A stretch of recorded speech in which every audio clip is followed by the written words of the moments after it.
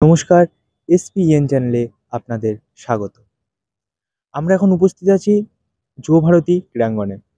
যুবভারতী ক্রীড়াঙ্গনে হয়ে গেল ইস্টবেঙ্গলের সুপার কাপের কলকাতায় লাস্ট অনুশীলন। এই অনুশীলনে আম প্রতিবারে বা অন্য অনুশীলনের আগে বা অনেক সমর্থকরা আসতেন আ মা খেলোয়াড়দের অভিনন্দন দেওয়ার জন্য, ফুলেল তোড়ার জন্য। কিন্তু আজকে সেটার উল্টোটা দেখা গেল।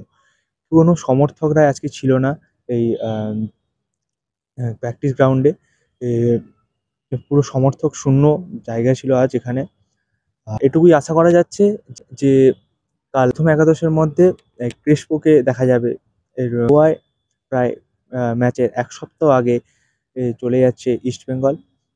এখন গোয়ায় ফেস্টিভ সিজন চলছে। Pre Christmas festive season. প্লেয়ারদের জন্য একটা প্রলোভন থাকছে ফেস্টিভ আর অস্কার পুজোর গোয়ার প্রতি একটা আলাদাই টান আছে, মাত্রা আছে। কারণ অস্কার পুজো তার জীবনসঙ্গিনীকে গোয়াতেই পেয়েছিলেন। অনুশীলনে দেখা গেল পুরো টিমকে একসঙ্গে অনুশীলন করতে।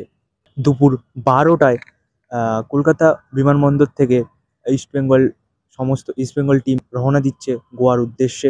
আমাদের চোখ থাকবে সেই দিকে।